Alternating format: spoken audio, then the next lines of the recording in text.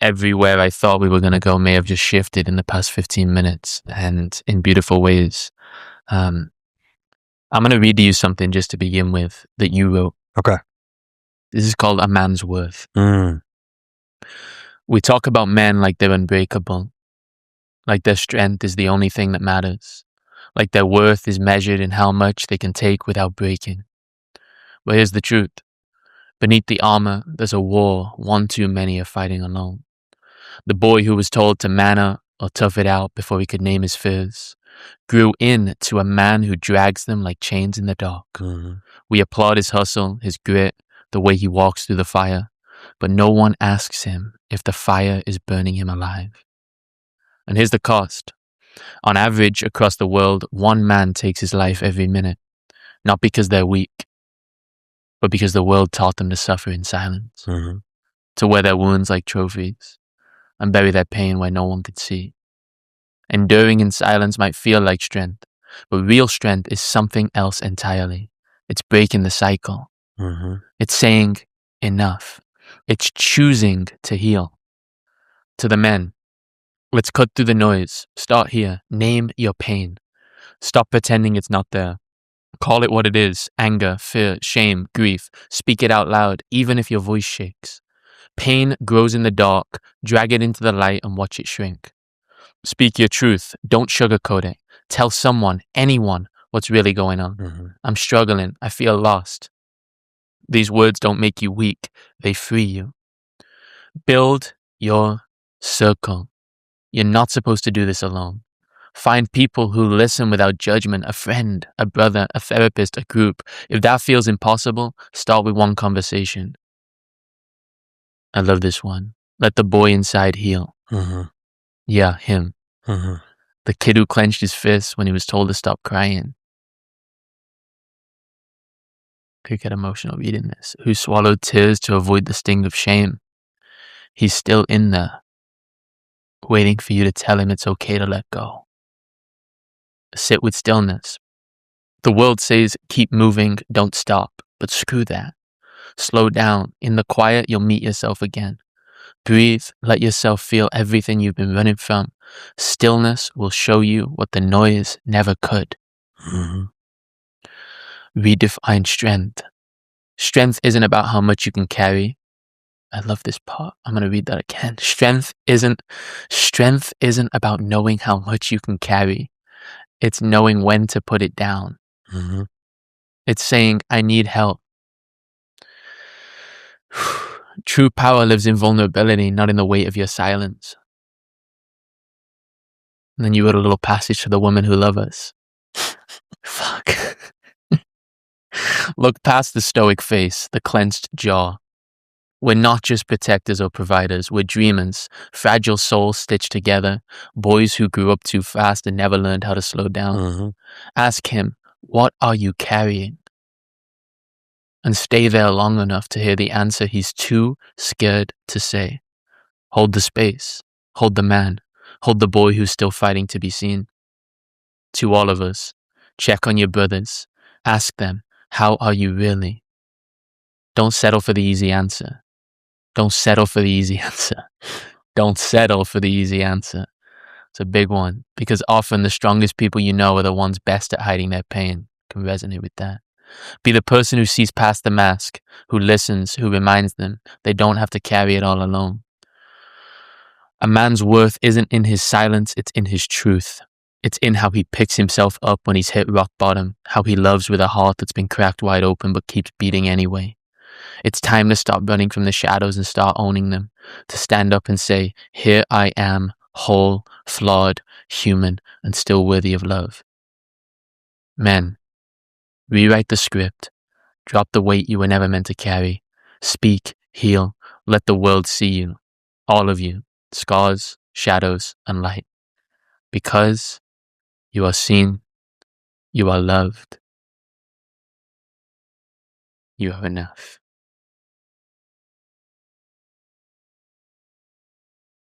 A man's worth. I wrote that after a string of suicides of brothers in Bali. And I realized how many people were suffering in silence again and again. I mean, being a man and, going through my own inner space and inner world, yeah, it was important to put that out. And what was cool is when I put that out, thousands of men reached out to me. And they were like, that was it. That's what I needed. So it's wild. Sometimes you don't realize how, like, just in bringing the struggles of our inner world to the light and sharing it in an open space, it also gives others that opportunity. And what's beautiful is that piece right there. And this is why this piece is so meaningful, and it's so cool that you brought it as an opening piece to our conversation, was that, it saved some lives. Like, some lives are still breathing and living and moving because of that. And that's really special. That's why we do this work. Yeah. I'd like to think that the words are potent, but just the experience of being in your presence in this moment. And, we were just chatting off camera. One of the things that I'm most inspired by is how all of you are. And I'd like to assert that unbeknownst to you is a lifeline for me. Because I think I often look at the people who've made it, the ones that like to think I'm in the process of becoming, and I've always been someone who is, I just want to go directly to the source, who's got it, and you got it. But even from afar, we've done a few coaching sessions, and it's easy to get lost in the illusion for me that there's a level of perfection, you're curated, put together. But what I'm most inspired by just in the first 15 minutes having been with you is like, you're you. You're authentic. You're a man like all of us with the same conversations, the same, Yeah, absolutely. And I suppose that leads to this. I have so many questions on here, Branden, that I'm dissolving the script. And because what I want to know is, how have you become so self-accepting? Yeah, that's a great question. In my TED Talk, I opened it with a quote by Andrew Bennett, and he said, "The longest journey you'll ever go on is the 18 inches from the head to the heart." And sometimes that's a momentary journey. Sometimes that's a lifelong journey. For me, it's been a 40-year journey. And the self-accepting thing is powerful in a world that says you're not enough. In a world that tells us we are inferior, in a world that tells us we need to become more, in a world that tells us that we need to perform, it's easy to compare ourselves to external metrics that actually have no significance or symbolize truly what we are. And when we really strip it back, like, just the truth of it all, we are all one of one. Never has been, never will be again another one of us. Like, you are one of one. The listeners to this podcast are one of one. And anything in you that's like, what the fuck is he talking about? Destroy and uncreate that, because that's just an undeniable fact. But that takes a lot of people a long time to fall into love with that. And for me, the journey of falling in love with that, the journey from my head to my heart, has been rooted in a lot of pain. Pain is the portal. Pain is the thing that opens up the doorways to a deeper understanding of self, a deeper understanding of love, a deeper understanding of truth. And time and time again, it's brought me into a deeper relationship with who I am. I was speaking to you earlier about one of my talks that I just led here in LA called The Level Down. And in The Level Down, I was talking about Joseph Campbell's hero's journey. This idea that all individuals who are on the path are going to be brought to a moment where there's a call to leave behind the ordinary, a call to leave behind the familiar. And then it's up to the hero in the story to cross into that journey where he has to leave behind everything that he knows to step into everything that he doesn't know, into the unfamiliar, unknown territory, as Joseph Campbell would say. And then there's the descent. You go into the cave, you go into the tests, you go into the pressure, you go into the spaces where your identity's stretched, you're challenged, you have to fight, you have to battle against, the demons of your inner world. And then eventually you arrive at the ordeal.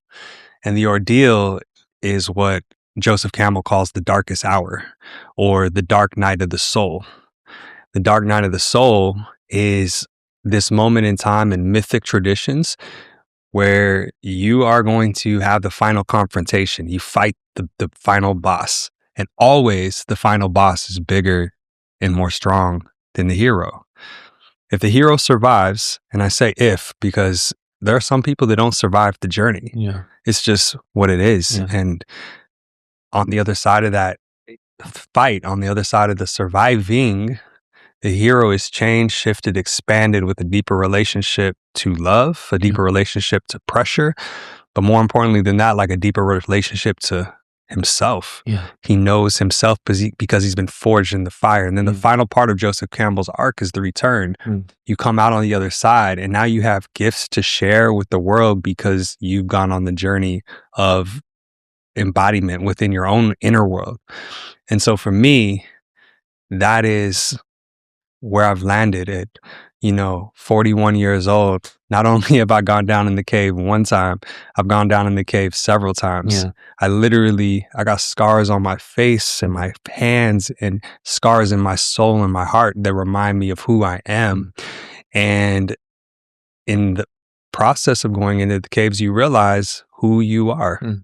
And that is the aspect of embodiment that a lot of people don't talk about. They think embodiment is one of these things where you do a couple courses and all of a sudden you've arrived. They don't realize that how does embodiment become etched in who you are when you look in somebody's eyes and you're not deviating anywhere because you are all the way here. It comes from being cooked in the pressure cookers of life.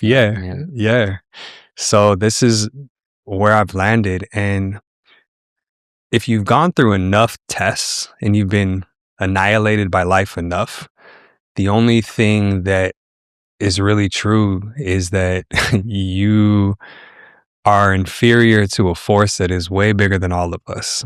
And the only thing we can do is put our feet on the ground and lead and live with love. And that's really what it's all about. Like 40 years from now, I'm going to be forgotten. I'm going to be a figment of imagination.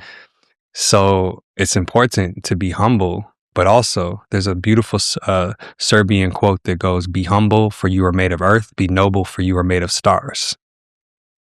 So it's important to be humble, but it's also important to recognize the miraculousness that we are. And in those two things living all at once, it changes the texture and the walk of how we walk, how we see, how we love, and how we serve. When you say it's important to be humble, at least in my experience, I've this is a question for you. It seems as though the journey has humbled you. Oh, on every level. You know, like for me, I almost feel as though like being humble, there's an analytical humbleness, but then there's a lived experience of like, I've been through the fire. And so I want to know, one, how has the journey humbled you and your reflection on that? But two, you were just speaking about being in the cave. Vulnerably, I feel like I'm in the fucking cave. Beautiful. And for someone who's been through enough caves, can describe what the cave is. How it feels to be in the cave. So I'll touch on the cave first, and then I'll talk about like the first part of the question. So being in the cave, I like to use some alchemical metaphors to explain what that is. And in alchemy, they call it the nigredo. Nigredo is considered the first stage of the alchemist journey of turning lead into gold. This is considered deep soil work. This is considered emblackenment rather than enlightenment. This is where pressure's turned up. This is where the heat begins to cook the material. This is the most sacred stage of the great work of the alchemist, and it's in the dark and it's in blackness. Now, think about like where everything sacred is created, where a baby's born, in the dark. Where do our dreams form? In the dark. Where do our souls come from? Probably the dark. Well, why are we such a dark adverse culture? Like our culture is so scared of the darkness.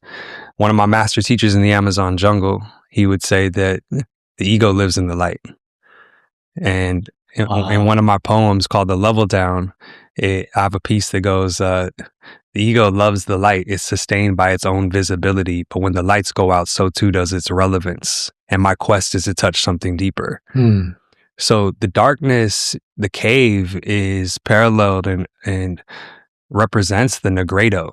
The negredo is this opportunity where the ego shuts off long enough, and we're given an opportunity to really tap into who it is we are at our core. When the lights go out, who are we at our core? Those are the caves that we have the opportunity to go into. And every one of us at one time or another, doesn't matter your socioeconomic status, doesn't matter your skin color, doesn't matter your religious background, you're going to be pushed into the caves at one time or another. You're going to be pushed into the winter seasons. Again, in a culture that is so fascinated with spring, summer, production, being seen, leveling up, nobody is focused on the level down. And when they do level down, what happens? Oh, I'm in the cave. It's a winter season. I got to do everything I can do to get out of this. Does the seed at wintertime under the soil say, I need to get out of this moment under the soil where I'm incubating and getting ready for spring? No, the seed prepares, it pulls all the nutrients in because it knows that the winter season is important to prepare itself to sprout and blossom in spring. Another thing in our culture, when people are put in the dark nights of the soul, when they're put in the cave spaces because they don't know how to navigate the dark, they numb themselves through the dark. They scroll their way through the dark. They fall into their addictions because the dark becomes this confronting space instead of feeling into the dark. And so in the cave, the biggest invitation is to get present, to feel into it all, because it's an amazing opportunity to feel what can only be revealed in the dark. And in being and feeling and revealing what is in the dark, that becomes the inevitable energy that allows for us to blossom in the spring seasons. This is an important space that we get to go into, and it's all about the frame. In a culture that is obsessed with light, we don't have a frame for dark. That's why I love Bane in Batman 3 when he's like fighting Batman in the bottom in the darkness, and he's like, "You've merely adopted the dark. I was born in it." It's like the greatest, like one of the greatest movie lines there is, because he's learned to move in the dark. He's learned to accept the darkness, and I think that's a part of the human experience, is learning to accept that both dark and light are teachers. They have their own unique teachings. They're both master teachers. But if we only get fixated on the light, then we're quote unquote fractured. When we integrate both dark and light, both yin and yang, both moon and sun, and this is what all indigenous cultures talk about, then we are more integrated individuals. So anytime we get an opportunity to sit in the dark, it is an incredible opportunity. What does it look like from a tangible standpoint to sit in the dark? And the reason I ask you that is because I think we live in a culture today that has over glamorized the light, and the light is amplified. You know, it's like, especially online, it's been one of my greatest dances and dichotomies is some seasons are calling me to be offline, and at the same time to forward my mission, movement, and career. Everything happens online. You gotta post every day, put it out, you know? So what does that look like in our modern culture to be inside of the dark while understanding that there is this, what some would consider this massive opportunity to forward a calling that exists over your life? You know, the beautiful thing about the current state of our world is you could actually bring people with you in the dark. And that's what I've done through a lot of my writing. Is my writing, you know, like when my mom passed away. And you just say that all the time. The beautiful thing about this day and time is that you can bring people with you in the dark. And that's real. It's better than being like, yo, I got it all figured out. Look at me. Yo, I'm on top. I got it. This is what you got to do. 10 steps to success. All you got to do is level up this way. It's different than, hey, guys, I'm going through something. My mother just passed away, and I just want to let y'all know that even in the grief, there's purpose. It's as simple as that. To still move whole, move with love, and move truthfully. And that's the key. It's like, when you embrace the darkness, all parts you live. I was telling you earlier, like in the early stages of being with my partner, it was like, I'm going to be in this truthfully. And I brought conversations to the altar like, hey, like, I don't feel as attracted to you right now. I'm feeling pulled towards other women. This is like my own nervous system, like calibrating in real time. This is some of my inner world, some of this darkness work that I'm going through. Here is all of me. And then all of a sudden, in all of me coming to the table, it opens up the doors for all of her to come to the table. When all of us can come to the table, it opens up doors for everybody else's stuff to come to the table. Because at the end of the day, when we peel back all the layers, every one of us is carrying something heavy. Every one of us known pain. Every one of us has a dream inside that we're fighting for that nobody sees. And when we really start to dive into the human experience, we're a lot more similar than we are different. But if we only glamorize the light, it's really easy to like start comparing accolades and trophies rather than actually comparing the truth of our inner space. It reminds me of, I mean, there's an age-old saying in the personal development and spiritual development world that what you hold in the dark holds power over you. And, you know, I seem to get that in so many aspects of the word, the phrase. But when it comes to, and I'm so fascinated by this, and just since you said it out there, I want to ask you about it.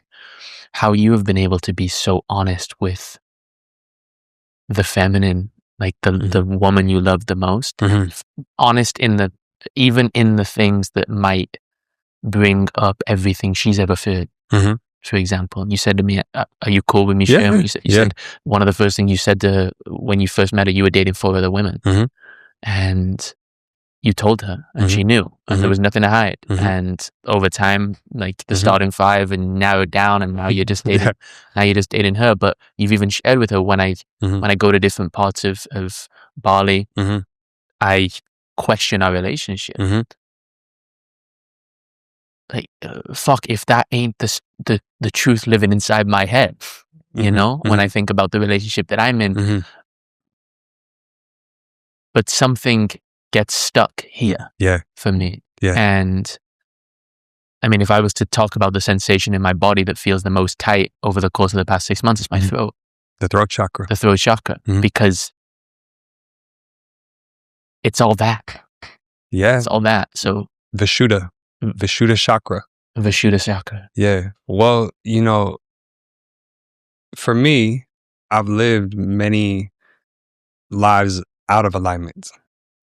Lives of not being in integrity, lives of lying, lives of coping, lives of being a codependent. A lot of the journey is about learning what you're not until you finally step into all that you are. One of the most powerful scenes in Hollywood movie history is in 8 Mile. At the end, when B. Rabbit is in the final battle, and instead of going out there and like hyping himself up, he just owns all his shortcomings. And he absolutely takes the energy out of the entire room, and they have nothing else to say against him. He says, you know, I did live in a trailer park, and this dude did sleep with my girl, and my friend is an idiot. He shot himself in his own leg. There's some ways get fucked by all It's like he radically shifted the entire room because he owned his power. What I learned, one, going on the journey for so long, trying to be the perfect guy, trying to have the perfect game. You know, you grow up learning to spit game, but game is always, oftentimes, emanates from a wound. The real game is authenticity. Real game is being real. And I found myself in a place where I was tired of repeating the same pattern. It was time to like grow up. And the only thing that was true to me is I needed to be 100% truthful, 100% honest. Any of the women that come into my life, 100% honest. I would literally, and any woman you know that knows me, I would be like, I'm taking applications. Like, yeah, I'm interviewing for my queen. Or like, just to joke around with them, like, I'm a Pokemon master. Like, I have traveled the world and have caught many Pokemon, but I'm looking for my Pokemon. You know what I mean? Just to mess with them and all that. But the reason that chapter was so powerful in honesty with it is because it allowed the women that I was dating to meet me in my most honest space. And through honest conversations, I was able to really feel what was real for me. What did I learn really quickly? fine chicks are a dime a dozen. To have it all together, to look all beautiful, to be arm candy, that's a dime a dozen. Deep chicks is a different thing. A woman who has got substance, a woman who moves with heart, a woman who can have the honest conversations, that's a completely different type of woman. And as I was in this journey of exploration, I realized that the woman that was the healthiest for me wasn't necessarily the woman that I was most initially like attracted to. But the deeper we went, the more the attraction began to blossom. And I realized like sometimes God hides his greatest things in time invested. I had to invest time for her to all of a sudden blossom to me. And it made me, it reminded me of when I was in the jungles working with ayahuasca. And I remember I was like, yo, ayahuasca, I'm ready to like meet my queen. I want a goddess. I'm ready. This was like 2020. This was 2017. Yeah. And these goddesses all of a sudden appeared to me in the ceremony. And they're like, you want one of us? They're like, do you think you deserve one of us? And I was like, yeah, you know, I'm doing the work. Like, I deserve one of you. They're like, how about this? And they showed me like a flash of me like looking at porn. They're like, how about this? They showed me a flash of me lying to some women. How about this? They showed me like discarding one chick to like go kick it with another chick. They're like, you think you deserve a goddess?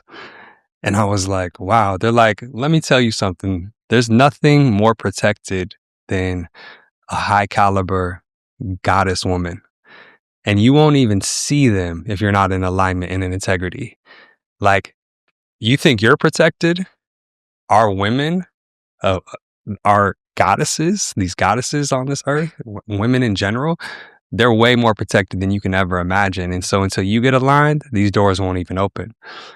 This was at a time when I was kind of like not living fully aligned. As I began to align, all of a sudden the caliber of women that started coming into my life started to change. It went from just like low vibrational to very high vibrational. A lot of the women who I once upon a time wanted to date but never thought I could have a chance, all of a sudden I started dating them. And I started realizing like, oh, what I thought was the pinnacle is actually not the pinnacle. And that comes and goes in a line with like truth. I was in Bali and I had this opportunity to speak to a great grandson of a samurai. And this is before my public speaking started blowing up. This was back in 2018. And he said, the reason why you are not able to public speak the way you want is because you lie to yourself on your on the inside. He said, you're out of alignment, out of integrity. He said, when you're lying on your inside, it de-amplifies the words on the outside. When you do align yourself, when you bring all parts of yourself home on the inside, your throat chakra turns on, Vishuddha turns on, and your outward expression becomes powerful and potent. That's the key to public speaking, because you're not trying to tell a story. You are the story. And in that locking in and me understanding that my outer world was a direct reflection of my inner alignment, that's when the game changed. And so the portal of me relating with women, but more importantly, the portal of me relating to the world as a whole because of the alignment in myself, that whole entire texture changed. And so that was also a 10-year journey from the moment I had that ceremony to like now. But the thing that continued to show itself is like radical honesty is everything. Bringing all parts of ourselves to the table is everything. Naming exactly what it is we are, what it is we want, what it is we desire is everything. Little boys play games. The concept of game actually needs to be just thrown out the window. All these like people who are like, yo, I need to learn to be a pickup artist. I need to like learn to spit game. You know what the real flex is? The book on relationships is called The Game. I read his second book, Neil Strauss. I'm trying to get him on the podcast. His first book's called The Game, and it's all about how he went with an underground group of pickup artists. But few people know that his second book's called The Truth. And it's about how he had to submit himself to rehab for sex addiction. And it's just a powerful, like, everyone's reading the game, but what you don't know is his follow-up book to that was when he realized he's addicted to sex. Yeah. And he goes to rehab to realize how he's still in a mother enmeshed wound. And that book touched me in unimaginable ways. Yeah, deeply powerful. Deeply powerful. Yeah, that's the thing. It's like, once authenticity becomes your calling card, you don't need to spit game anymore. Once you become a safe space in your inner world and you're radiating from authenticity and potency, very high level women are attracted to that because you're a space of safety and protectedness and integrity. And it sounds like that is not just in, you know, how you do one thing, how you do everything. It sounds like that just radiates in every area of your life. I do my best, Because I immediately, when you say you don't have to spit game anymore, I immediately go to, like, the podcasting space, for example. It's like games just coming through you on behalf of the level at which you're radiating from inside of yourself.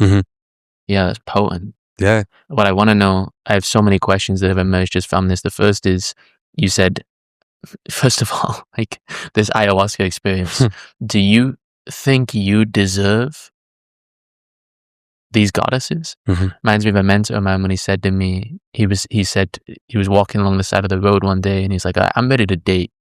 And he paused on the side of the road. He's like, would I date me? Yeah, that's real. And the answer was no. And he said he spent a year dating himself. And that was a form of getting back in alignment for him. That's powerful. And my question for you is, when you talk about getting back in alignment, from a tangible perspective, what did that look like? And what did you have to be honest about that you were previously denying? That's a great question.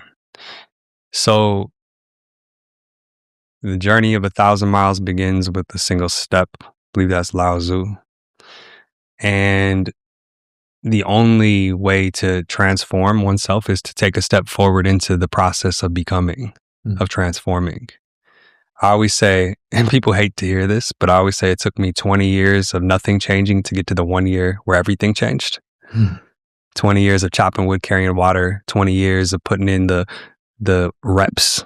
And then boom, all of a sudden people see, like, my Instagram, they see my following and they're like, wow, like, how did he arrive?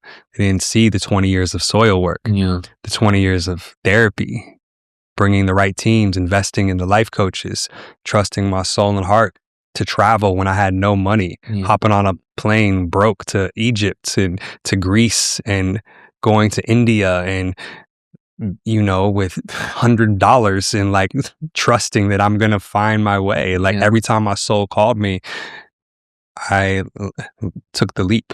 And in taking the leap, the teachers appeared. You know, we've spoken about the quote a couple of times in our conversations about, like, when the student is ready, the teacher will appear. But when the student is really ready, the teacher disappears. So, like, I was ready. And in that process, all the people and places started coming into form that were going to help me with my healing journey.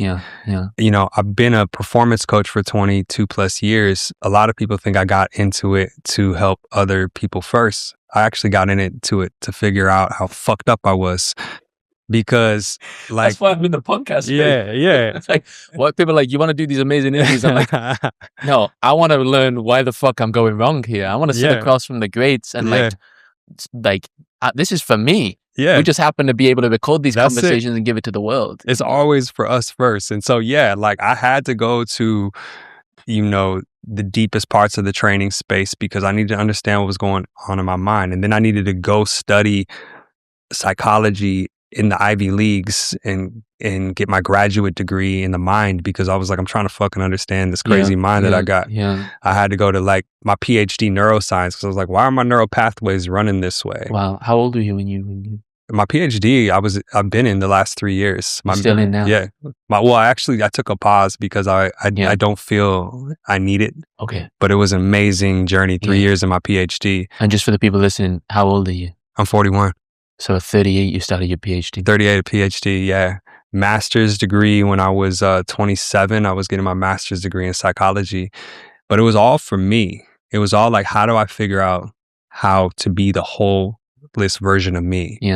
And that's been the journey.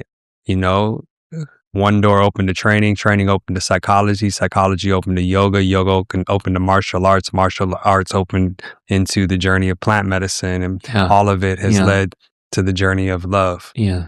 Because now I'm in this relationship dojo, Yeah. and my beautiful goddess, man, she's kicking my ass every day, making sure that I'm like learning the thing, and it's a part of the integration process. Yeah. And that's the key, right? This day and age, the key word is embodiment. Totally. There's so many coaches, people out there who are not embodied. One thing I want to ask you, just purely from what's coming up in this piece of the conversation and using that word embodiment, it sounds like in your journey, you've never placed money as the highest value. Embodiment of becoming whole has always been the highest value. And I'm bringing this to light because it's been maybe the deepest dance of my life. I grew up, one of my first mentors said to me, Billy, he said, the way he described my upbringing back to me is, he says, success was modeled, but stability was not. And the dance between my own search, which lives in my heart, deeply in my heart, at the core of everything I'm looking for is to be whole, to be embodied, to show up with power, not from my head, but from the deepest fucking place inside of me. And I grew up in a world in which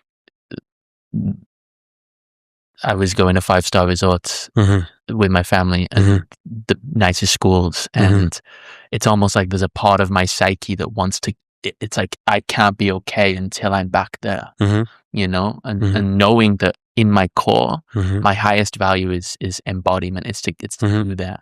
And so when you're talking about going to India and going traveling, I'm doing that. I've done that the past 6 years, you know, like I'm 27 and I have less money now than I had at 20 years old, but not because I haven't made money, but because everything I have is being poured back into teachers and coaches and mentorship and travel. And when I hear people talk about, I don't have the money for it, that doesn't resonate with me. It doesn't resonate with me because like it feels like there's a value system error there. You know? And so I'm curious, I don't know entirely where the question's coming from, but the world I know and so many of the people closest to me don't understand why I'm doing the things that I'm doing. And that in moments, in the absence of the right people around me, makes me question my choices. Like, should I be paying for mentors? Or should I be saving this money for something else? Should I be spending my greatest investment on coaching and therapy and travel to understand myself when some of my homies haven't spent a dime on themselves and they can't sit in a deep conversation with me, but they've bought a house already? You know? How do I wrestle with that dance? Yeah, I mean, in a society that tells you that accolades and money is the pinnacle, everybody and their mama is going to jump on that train to try to become successful. But when we peel back the layers, again, like, it doesn't matter how much money you got. It doesn't mean you're going to be happy or fulfilled. In 2020, and this is the first time I've ever talked about this on a public space, I got brought in to work with the owner of Zappos, and he was worth billions of dollars, and he was also addicted to drugs. And I got brought in behind the scenes as like an emergency high performance coach to help set up his system to get him off being addicted. And he had all these enablers around him that were on payroll. And eventually he ended up blowing himself up in a garage by doing too many whippets. The nitrous, he was addicted to nitrous. Wow. And he died, a billionaire. Had all the money in the world, wrote one of the books on corporate happiness, delivering happiness, and was extremely addicted. And it showed me that it doesn't matter how much money you have. Because, like, right, everybody in our culture, it's not just about being a millionaire. If you can be a billionaire, that's like considered the pinnacle. And if you're a billionaire, you're going to be happy. You're supposed to be fulfilled. You're supposed to have it all together. That's not the case at all. And so I've had a couple different experiences on the highest level of the game in my training career to show me how miserable so many people are with so much money. I got another guy that I know, he's worth like $500 million. Every time I talk to him, I say, "Are you any happier?" He's like, "Not really." When's the last time you had some space just to breathe and be by yourself? 20 years. How's like your love life? I got a new chick like every week. Mm. Do you feel full? Mm. No, not completely. Well, what is he chasing? Because for a lot of people who chase the money, they end up feeling like duped, like they got played when they arrive at the money, and they're like, why do I not feel any different inside? So then what do we chase? Yeah. What's the thing that we know will provide fulfillment to the human heart? Yeah. Again and again, it shows like service to others. To be able to be in service to others, to be able to be seen and wrapped in community, to be able to be stretched as men, to be able to be tested on a regular basis.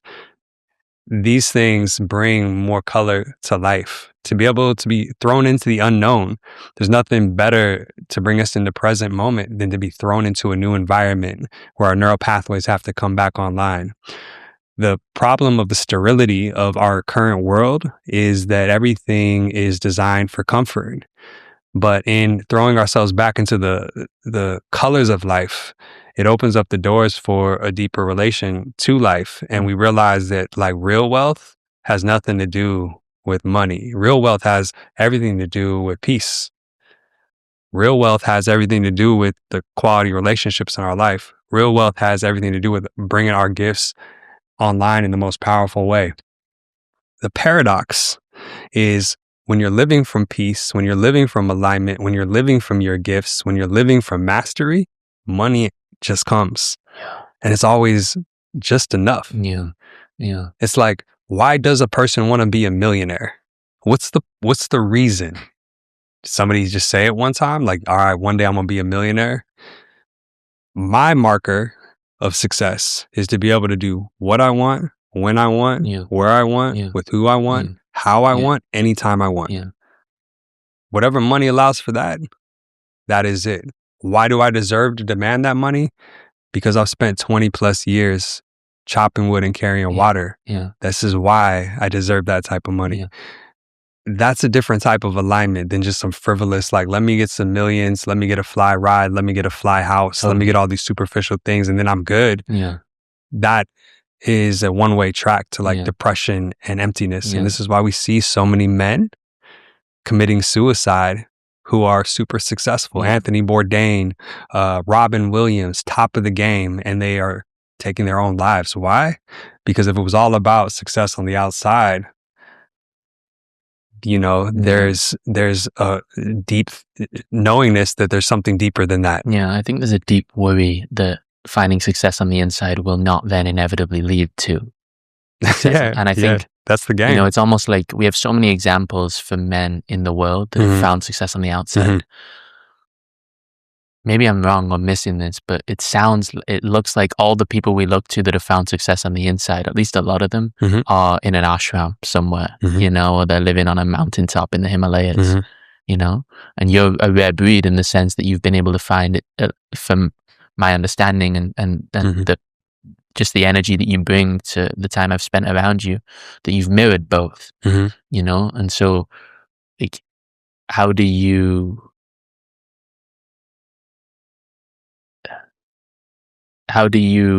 respond, or what do you say to a man who is like, to the concept that in our modern culture we have so many examples of people who found success on the outside, and we're not getting the inside, but we could guess how it is. And then the alternative is, in many ways, maybe we're starved of those that have found success on the inside, but mirrored that with success in the world as well. Yeah, you know, I want to like paint a picture of like an indigenous community. Like in an indigenous community, there's some people who are like just members of the community. Some people are the community storytellers. Some people are the community cobblers. Some people are the community warriors. And then there's a chief. What makes a chief is his ability to lead, his capacity to hold, his capacity to know the best direction, the best thing for the tribe. And in being the chief, he is also bestowed with bigger responsibilities and bigger rewards.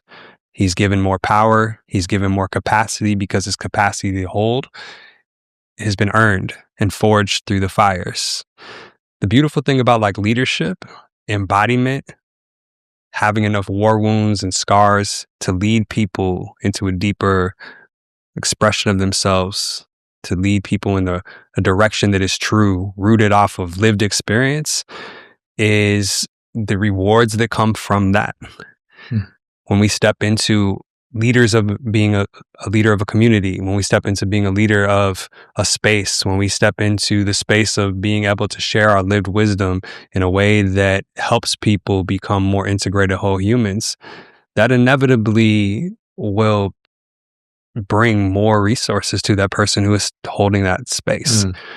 So for me, what it's been about is like bringing my lived experience back, going through the battles and wars that very few people go through. The years committed to mastery, the years committed to specialization. It makes me very niche because nobody has lived what I've lived. And because nobody's lived what I lived, to have access to my specialized knowledge, the exchange is, in our modern society, energetically, there's a monetary exchange, but it's all energy exchange. And it's always in direct proportion to the embodiment that we move with. What's cool about going on the journey of mastery is like, I have a choice point.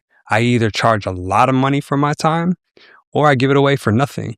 I don't have to move in a range because one, I know what I've walked through and nobody's walked through that. But at the same time, like, I can also give it away for free. So it's a dance. And it doesn't have to be, you don't have to be some like broke, dirty, smelly hippie living in an ashram. I think many of us, like, that's the image that we see. Of like the guy who's found peace inside of him has decided that he's going to abandon all worldly desires. And now he doesn't want money anymore. And that makes that journey of going inward scary. It's like, I gotta, if that's the outcome? I don't know if I want that. That's the thing though.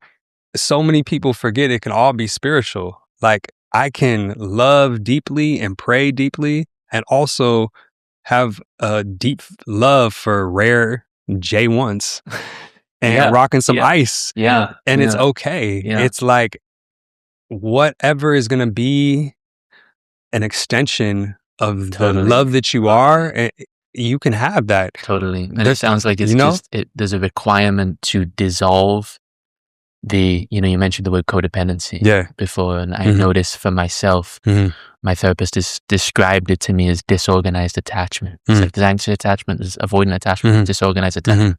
And I notice how sometimes I'm scanning, especially with those closest to me that love me most. Like, how am I being perceived so that I can manipulate who I am to be what they need me to be? You were given a lot of like validation from your sports career, correct? I was, totally. So like the better you performed externally, the more validation you got. So for a lot of athletes, it's hardwired in us at a very young age to perform. Even for my family, my mother was a pro dancer. My dad played soccer for Manchester United, so I learned very early on that love is equivalent to the quality and consistency of performance. That's the beautiful thing of the journey, is when an athlete goes in and takes their inner world as serious as they take their outer world, as they bring that high level performance into their inner space. That's when they become unstoppable. And that's where everything is going. All the fingers are being pointed back to our inward space. Everybody's now talking about mindfulness and yoga and gratitude and breath work and sleep and sunshine. That's because everybody's realizing like the inner world first. And then the outer world becomes amplified. And that's the opportunity of our lifetime. Is never before in history have we, at the click of a button, been able to access all the world's wisdom just like that. Like thousands and thousands of years of wisdom we can access with just a button. And therein lies the paradox, right? We've never had this much access, and humanity's never been so fractured.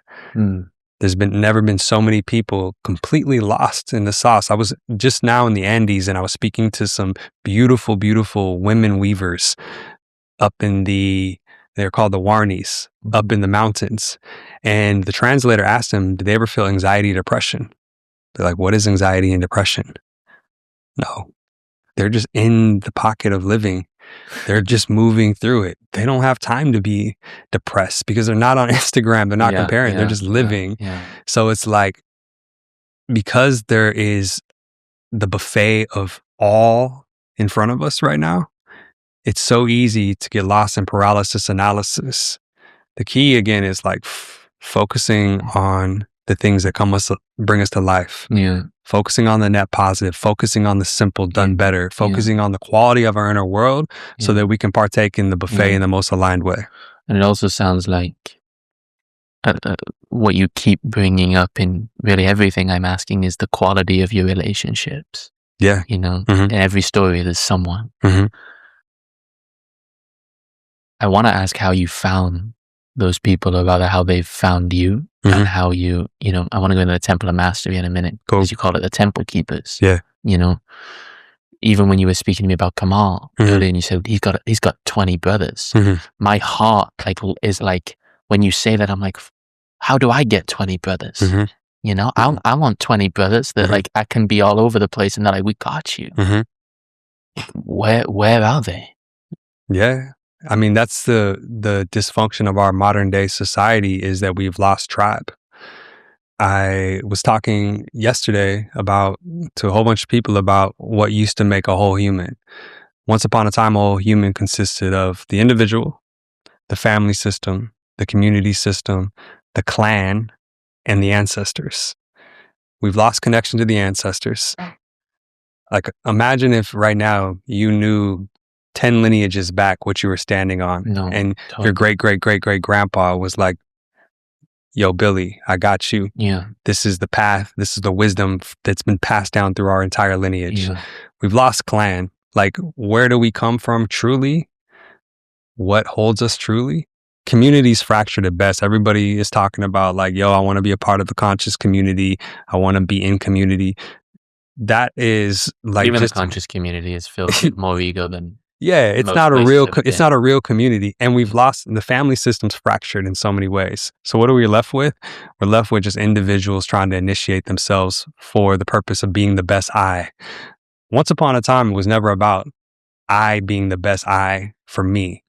Once upon a time, it was, how do I become the best individual for we? And in being the best individual for the we, the community would wrap the individual in all of their love, so that the trials and tribulations that they had to go through inevitably became a part of the community evolution. We've lost that. So what do we have to do? First, we have to remember that we have to see the fracture. You can't move in a dysfunctional system if you don't see the fracture. Krishnamurti said, it's no measure of health to be well adjusted to a mentally sick society. We live in an insane asylum. And if you're well adjusted to it, what are you? You're insane. So the counter culture move is to know the frameworks of health that once upon a time held us as humans. And so we've lost a lot. There's a lot of grief in losing community as a whole. And in knowing that, then we get to rebuild.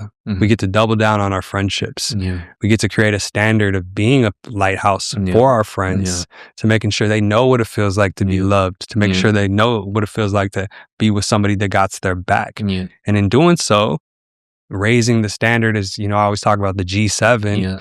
In doing so, you begin to attract people who are down to like really ride.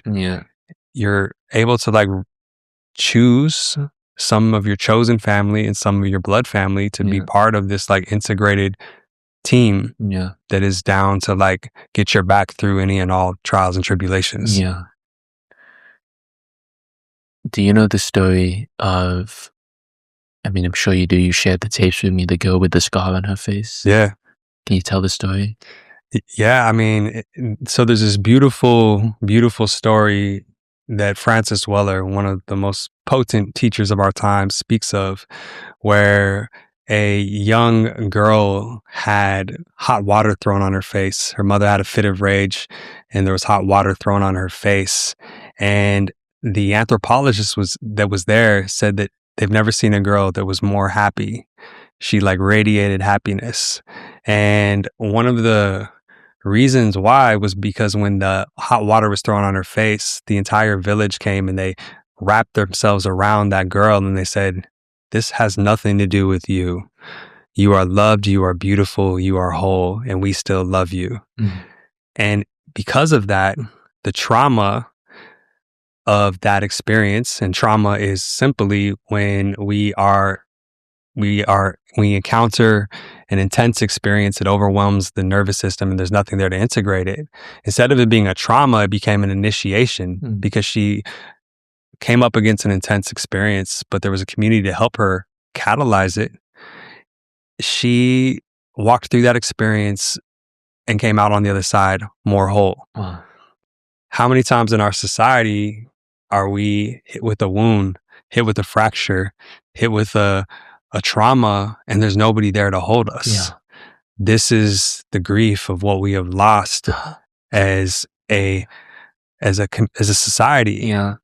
You know? Totally. I mean, it has given me, just hearing that story as almost redefined what trauma even means to me. Because the way I have come to relate to it, and I'd love to understand your perspective on this, is that trauma is not so much what happens to us as much as it is what we make it mean. And in the absence of community, we default to what we think it has to mean. You know, whereas like this example, this girl has boiling water thrown on her face. She's got a big scar on her face. In the Western world, that you would immediately predict insecurity, bullying problems, social anxiety. Yeah. And it was the antithesis of that, yeah, which speaks to trauma is not what happens to us. It's what we then internalize that to be and how that's it. Alchemizes inside of us. What the nervous system decides it is. And that's the difference between trauma and initiation. You know, traumas are going to happen, but when there's meaning underneath the trauma and it is wrapped in a community system rooted in love, traumas are alchemized. In our current society, as men especially, when we are going through challenging situations, instead of bringing it to the altar of community, we internalize it and we go through it on our own. Why? And that is why so many men especially, are like pressure cookers ready to pop. Part of that is there's a concept in the DSM. This is like the psychological handbook with all the like psychological disorders. The DSM. DSM. Yeah, there's a term called normative male alexithymia. And normative male alexithymia is this idea that men are disconnected to their emotional bodies. Like men have lost the art of being able to feel. And when a man cannot feel, that's when things become lodged. That's when the pressure begins to build. That's when, instead of feeling things and allowing our feeling body to integrate the wisdom of our somatic body, it becomes internalized. The pressure builds. They don't have the tools to move that pressure. And I understand why some men are just like, I can't do this anymore. I'm out. This is also a dysfunction of our modern society. The reason why suicide is going up, it's not because it's harder necessarily. It was hard once upon a time, but it was a communal hard. It wasn't, I'm doing this hard by myself. It's like, I actually get to go on this journey with my brothers and they're going to hold me as I go through this pain. Totally. And even as I look at my and your background in sports, the training was hard. To become a pro athlete, it's hard. You know, it's 20 years of every day showing up. But the hard never felt hard, you know, because it felt like there was a shared pursuit towards something. And I think, I mean, at least the way that I'm hearing that you have related, even before when you were talking about the darkness, it sounds like the darkness has not been the problem, or is not the problem as much as it is the way we relate to the darkness. That's it. And the way that you've approached the darkness always is, this is not going to swallow me. That's it. Or let it swallow you. Or let it swallow. Let it swallow you completely. There's a beautiful quote. And so maybe it's like, I'll be okay. I'll be okay. Like, there's gifts here. Yeah. It's like, how do you, Matthew McConaughey we were speaking of earlier, what made Interstellar so dope? He jumped into the black hole fully. And he ended up changing the game. Yeah, it's like, if you're going to go in the dark, let it swallow you. swallow you whole, and trust that on the other side of that, that's initiation. Yeah. A contained encounter with the unknown. Yeah. And the ego's like, bro, I'm not going to go into a space that I have no idea. And the nervous system receives, validation and security from staying safe. So when we talk about this idea of like being swallowed whole, what can that look like in a real sense? Diving into a healthy relationship for the first time. Never been there. That's scary. Speaking your truth for the first time. Putting all of yourself on the table for the first time. Demanding that your friends be better friends for the first time. Walking away from a job that fucking sucks for the first time. Can we stay on the friends one? Just say that. Yeah. Demanding that your friends be better friends. Yeah. You've always accepted just average. Yeah. To ask for more could be stepping into the dark completely because it's unknown. So, I mean, the way I've always related to this is like, if your friends aren't being good friends, you just find new friends. Hang on. Or you just go through an initiation process with your friends. Yeah. That's an option too. And see if if they survive the process. Yeah. Wow. Some will, some won't. This is why the pro concept is so important, because like college ball to pro ball is different level. Some of your guys get to go pro, some of them don't. Yeah. When you go pro and you're on a pro team, especially if you're all pro, if your teammates are slipping, what do you ask them? Step the game up. Yeah. Yeah. How many of us are looking at our friends and being like, bro, you got to step up as my friend? Yeah. Not many. We just expect our friends to be there. Yeah. And if there's no standards, then anybody can come into the space with dirty shoes on and desecrate the space. This is why, like, to truly honor oneself, especially because like all of us have some pain, all of us have been through something, to truly honor where we are at, no matter what our age, where we're at the exact moment in our lives. It's a disrespect to everything we've been through to not hold a high standard for the people that come into our space. Only people who don't truly respect themselves allow people to come into their space and act any old way. But any like high level pro, there's a standard. Any ashram you go to, there's a standard. Any temple you go to, there's a standard. And so that is the invitation, is like raise the standard. And the higher the standard is able to be raised is directly correlated to the depth of the work that we do on ourselves. And naturally people weed out. Exactly. Always. In culture, people always weed out from the standards. Yeah. That's it. Yeah. Take me into the Temple of Mastery. What's the Temple of Mastery? So the Temple of Mastery is a framework. We call it psychic architecture. And it is a framework to help people orient themselves in a world where most people don't know where they're going. This chain here, the reason why it's an arrow is because an arrow is precise. It's not pointing in many different directions. It's one way. And it sits above my heart because it points to my heart. That's my focus. Love is my mission. Temple of Mastery is all about psychic orientation in a world of chaos and speed. And so what we have broken it down to is 9 pillars. The first are external pillars or external structure, and the latter part is like internal structure. So we talk about mission. Where are you going? Most men don't know where they're going. Women move a little bit different, but when a man doesn't know where he's going, it is easy to fall into toxic patterns. It's easy to begin to self-destruct. So mission is North Star. This is my direction. This is where I'm going. I don't know how I'm going to get there, but this is what I'm focused on. So like love is my mission. It also holds everything that I do. If the mission's big enough, it should be able to hold all aspects of me. It holds my training, it holds my art, it holds my writing. The foundation of the temple, we call the personal philosophy. This is how the mission is lived on a daily basis. So my personal philosophy is live with love, lead with love, and learn from love every day. This is how my mission is enacted on a daily basis. Then there's the pillars.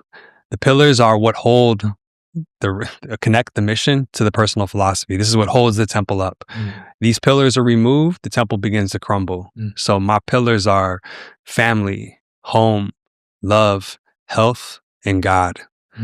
One of those are out, my temple is not strong. So this is what we call the external structure of the temple. For men who just lock those in, the game changes. When you walk into a room and somebody's like, this is my mission, it changes the texture of everything. This is direction. It's also very attractive. A woman, for my single brothers out there, when a man knows where they're going, a woman will fall right in place and like get behind that. When they don't know where they're going, it is easy for a woman's nervous system to be overwhelmed because they don't feel safe. So external structure, internal structures. Internal structures are the codes, like Bushido codes, the yogic codes that one lives by, like values in action. But I think values is a little like overrun word, but I love like codes. Like when you walk into a temple, there's codes of conduct. How do you move? How does a person move when they walk into your life? What's the codes that you expect from them? In my life, people know the code. They know like we don't have excuses. We don't take shortcuts. Things like that. The rituals. What else? Oh, I mean, there's so many. Self-expression, freedom, health, vitality, play, like creative freedom to move how I want. I mean, the codes are locked. Then there's the rituals. The rituals, any sacred space is moved by rituals. These are the things we do on a regular basis that are rooted in the codes, that support the mission, that are backed by the personal philosophies and honor the pillars. Morning and evening, what are the things we need to do to honor all of that? And then there's the championship rings. The championship rings are like goals in action. These are some objective, measurable goals that are going to stretch a person and challenge a person to a point like if you achieve a championship goal or ring, it's like popping a bottle of champagne. You won the championship. And this helps like people orient themselves like, all right, I have this structure. Now there's these goals that I'm going after. They're supported by my rituals. They're backed by my codes. They live under my mission. They're embodied through my personal philosophy. This is like how I'm moving through the world. Then you have your G7. We call them Game 7 homies, Game 7 friends. These are the guys, championship game in a soccer football match, championship game in a basketball match. You can get the ball to your person and know that they're going to take that shot and they're going to make it. We also call these people temple keepers and temple desecrators. Temple keepers are people in your life that honor everything that you've built, honor the structures, honor the codes, honor the rings, and are going to hold you accountable to that.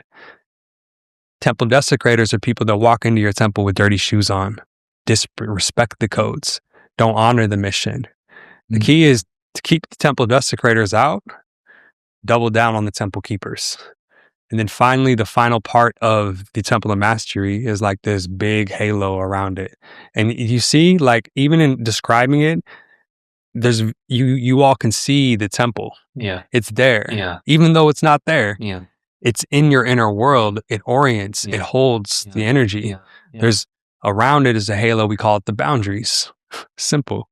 The boundaries are the moat around the castle. Who gets in, who gets out.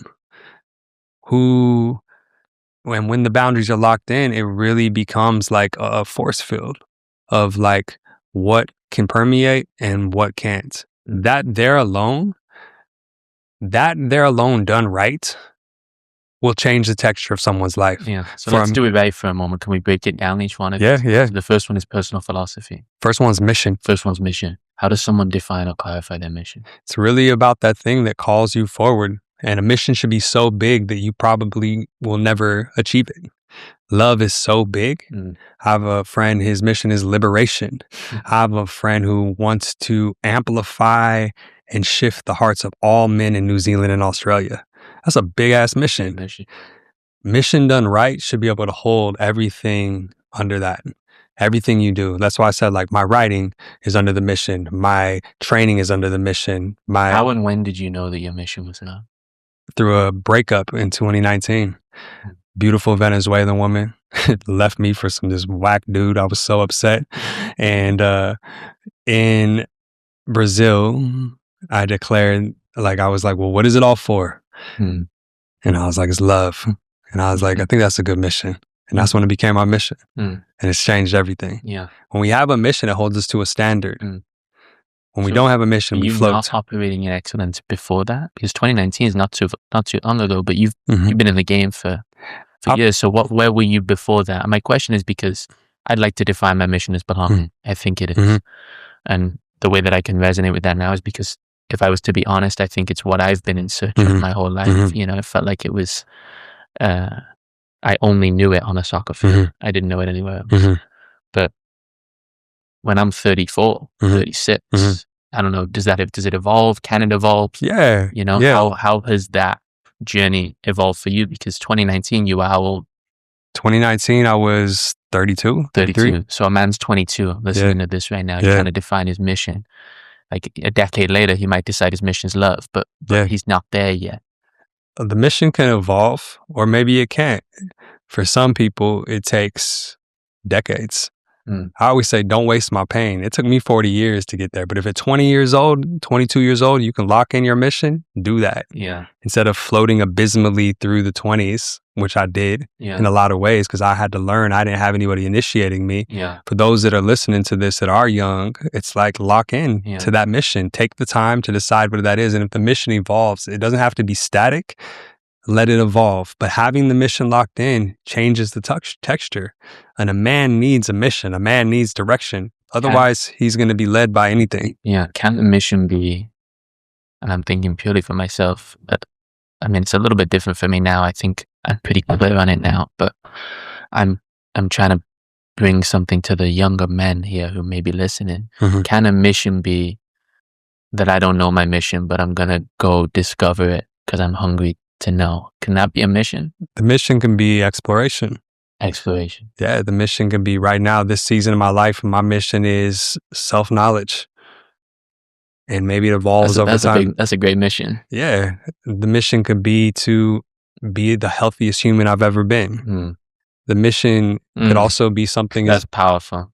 Yeah. It sounds like it's like what I'm hearing you say is it's much easier to define a mission when you're not making it eternal, in the sense that understanding the mission can evolve. I can have this mission now. Yeah. Like I don't know my ultimate mission, what I'm here to do. Yeah. Maybe I haven't discovered my dharma yet. Yeah. But right now my mission is to get in the healthiest place I've That's ever it. And boom, now you got a North Star. Now there's direction. It's as simple as that.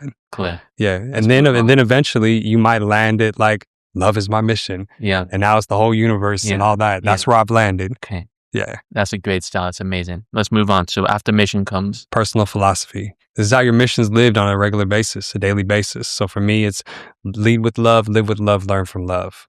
For a guy who maybe says like, all right, health is my mission, it's important to define what that mission looks like. Yeah. So for me, it's belonging. How would we break that down? Yeah. What would be a power statement for you? What initially comes up is to make every human feel as though they belong in my presence. Boom. What does that do for you if you live with that philosophy every day? It makes me feel like, one, I'm not alone, but two, I'm contributing to a world that is more unified, more connected. And also that as a result of that, I'm helping everybody see that they are uniquely potent and powerful as a soul. How does that organize your behavior on a daily basis? It softens me. It softens you. It makes me more compassionate. Yeah, you walk into rooms and you're different, right? I'm different. Yeah. I am not trying to big myself up or be above. It levels my perspective of everyone in the room, no matter where they come from, how many followers they have on Instagram. It's like, do you feel like you belong in my presence? There you go. That statement alone is the mission embodied. Look at how that changes the texture. Yeah, I feel it. Yeah, you're like moving through the day. And because you are in this mission and you are living your personal philosophy, instead of going into Starbucks and being like, I'm not even looking at this person in their eyes, I'm down on my phone. There's a calling. And when the mission's right and the personal philosophy's right, there's markers. You know if you're living it and you know if you're not living it. Yeah. Simple as that. Yeah, that's powerful. Yeah. Beautiful. What's the next one? Pillars. Pillars are like what hold the ceilings of your temple up. Connect your mission to your personal philosophy. If these crumble, these absolutely fall apart. So mine are health, God, family, love.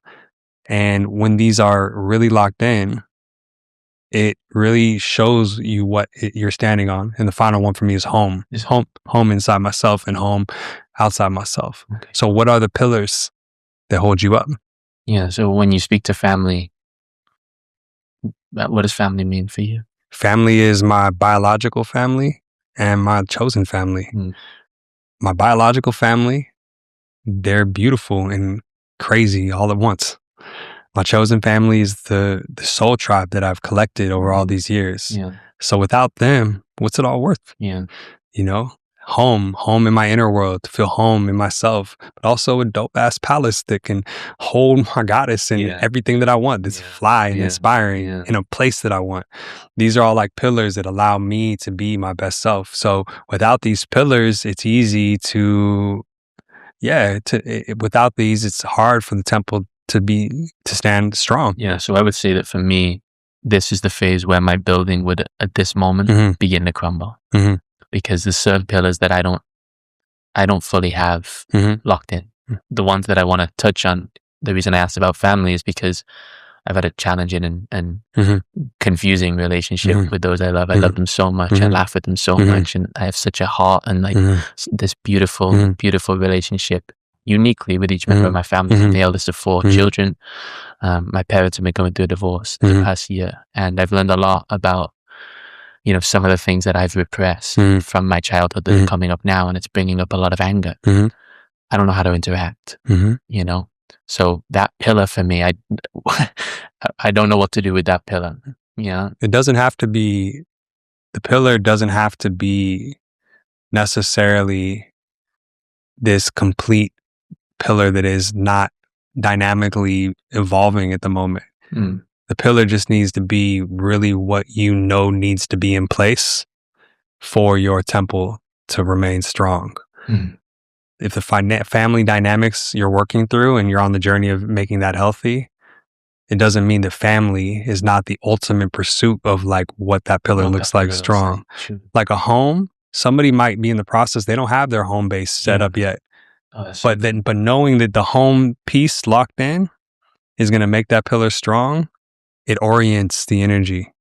So you're defining the pillars not by where they are now, but by where you intend to get. Exactly. That you know that this is what needs to be in place. Beautiful. These are also, these check your vibe. These are vibe checkers, because like love is one of my pillars. Well, what does that mean? Yeah, what does that mean? Well, it holds me down. Like if I'm moving from hate, I know that I'm disrespecting the pillar. Similar to the mission, these are there to keep a person's energy and heart aligned to the temple. Yeah. To hold the energetic structures of our lives. God. So let's stay there. I want to ask you, you said I got the pillars unlocked. You said that before. Yeah. The first question that came up for me is, how does someone get God unlocked? God is locked. That's the key to remember. God is now. God is in every breath. Heaven is not a place you go to. It's a place that you grow to in the present moment, rooted in love. You know what I mean? Like, I remember I was going through a breakup and I looked down at my fingernails and they were like mad long and dirty. I hadn't like looked at my fingernails for like 30 days. And I was over there trying to figure out the fucking meaning of the universe. And I'm like, I don't even know how my fucking fingernails grew. Like, God is... Yeah, you're looking to find meaning of life, but you haven't cut your toes. Yeah. God is everything. And what's beautiful is God is everybody's own relationship. Some people, God is some white dude in the sky. Yeah. Other guys, God is a tree. Yeah. Some people, God is a woman. Yeah. Some people, God is universe. Some people, God is Mother Earth. But for me, like God, I have my relationship with God. You ask anybody what their thing is, there's a relation. Even atheists have some type of relationship to something. Yeah. It's just defining that. For me, God is a centering force that continues to keep me locked in. That is my relationship and my relationship alone. Wow. So the pillars are super important. You have those, the mission, the personal philosophy, and the pillars locked in. The external structure is locked. When a man's moving with that alone, it's a different ballgame. Yeah. Now, how many men do we know that have it all on the outside and look like they got it all together on the outside? I got my mission. I got my personal philosophy. This is where I'm going. This is what I'm about. Look at my body. Look at everything Okay, well, now let's get into the inner world. Yeah. The inner architecture. Yeah. Codes that you live by. Codes, these values, like the Bushido codes or the yogic codes of like ahimsa, nonviolence, satya, truthfulness, tapas, fire of action, svadhyaya, which is self-study, ishvara pranidhana, which is surrender. These codes orient one inside a system. In jiu-jitsu, you have jiu-jitsu and you have the codes of being inside a system. Once you understand the forms, form leads to function. Form leads to function. When we are moving with the right form, we function properly. Yeah. Codes orient the system. Codes are what you move with, what moves you, and how the external architecture is embodied on a daily basis. So help me break these codes down for me. So we've done belonging. Yeah. So we've done ultimate mission, belonging. We defined my personal philosophy. Yeah. Discussed the pillars. Mm-hmm. Now I'm at the codes. Mm-hmm. From a tangible standpoint, where do I begin? You just mentioned some of the yogic terms. Yeah. What are like your highest, what are some of the most important things to you? That's one of the things you could ask. Like for me, it's like self-study. That was a big one for me. There you go. Learning. So self-study and learning, that's a code. What's another one? Play. Boom. That's a code. Code. Yeah. Music, singing. So art. Self-expression. Self-expression. Yeah. Okay. The code.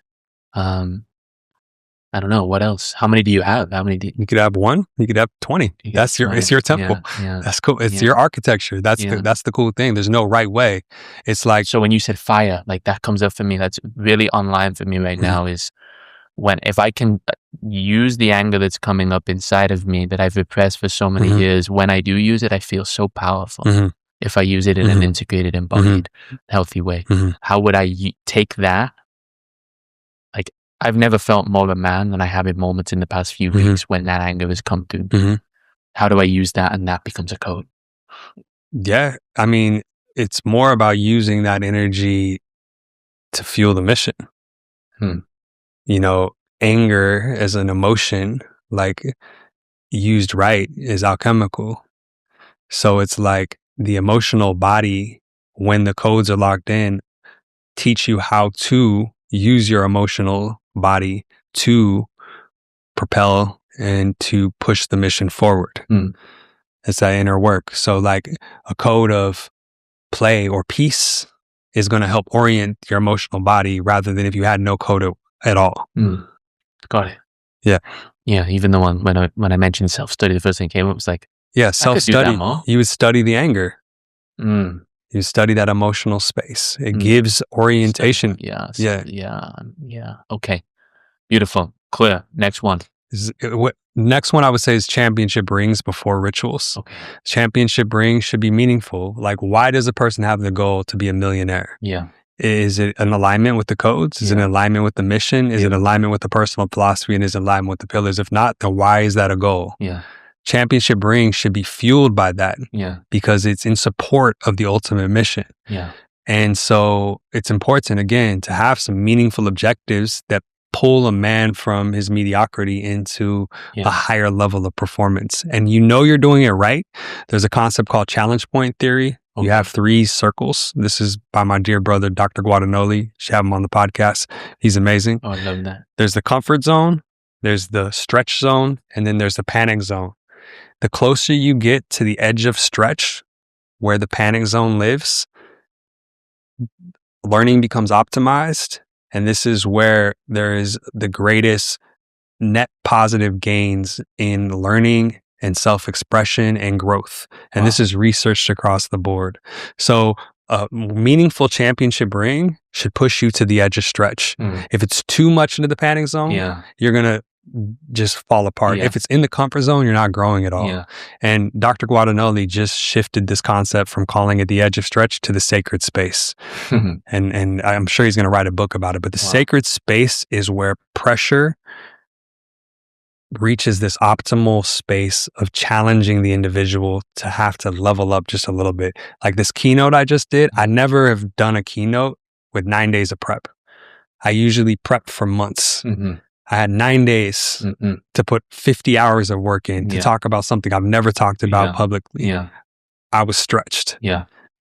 Championship rings done right are supposed to stretch you. That's why if you achieve it, you like celebrate. Yeah, you celebrate. Yeah. So championship rings are in service to all of that. And then the rituals are how on a daily basis, morning and evening, what are the things needed for the somatic body to be primed to embody all of that temple of mastery and move towards those championship rings. So let's say on these championships rings for a moment. I noticed for me, I've done one of two things in the past. One is set a championship ring that is too big, that it's almost impossible to get there. It's too far out, so that I'm setting myself up for failure. You know, it's like, that's like a Hall of Fame ring, you know, versus a championship ring. So from a timeline perspective, when you're setting championship rings, what's the timeline on these rings? Some of them are like, well, it's always, when we set these, I have people revisit the Temple of Mastery once a year. Okay. So championship rings live within that year. There's like 5 championship rings, 3 championship rings per year. Yeah. I have a guy right now, his goal was to get his first song, hip hop produced in a world-class way, done by March. Amazing. And he's there. You know, for me, one of my championship rings this year is to write my book. Not write it, but get it out. Yeah. These are like stretch goals that are, when it happens, it required me to become something. And how do you define a championship ring that, like, I'm trying to put it in the context of me. So this podcast, for example, there's an ultimate Hall of Fame ring where we want to be. It totally filters through the mission and the personal philosophy and the conversations that I want to bring into the world. But from a year-long perspective, it feels like some of the metrics or what those goals are, they feel almost like out of my control. I mean, like, are we going to get 1 million views, or are we going to reach this many people? So what would be a championship ring that I could define this year by as it pertains to this? Well, if it's 1 million views, there are ways to make that happen organically and authentically. And it's going to require you to hustle. It's going to require you to market. It's going to require you to have the conversations, to make every person that comes through this podcast nucleus feel like a someone. You know, and back in the day when I used to work in the hotels, we used to call it valet to valet service. Somebody rolls up to the hotel. The moment they get out of the hotel, the best hotels, they knew your name. Yeah. Touched your hand. Yeah. You went through the entire journey. They come back to the valet after they spend their time at the hotel. Thank you. Love. When people come into an ecosystem like that, it's different. Yeah. So it's like beginning to like really, like if the goal is that. Dial in the system. The system so that it is in service to that. But that is a worthy championship goal. Maybe a championship goal is to go develop deeper brotherhood. What do you got to do? You got to get out of your own way. Yeah. You got to make sure you call your brothers up. You got to hold them to a standard. Invite them into your world more. Maybe you go see them. Yeah.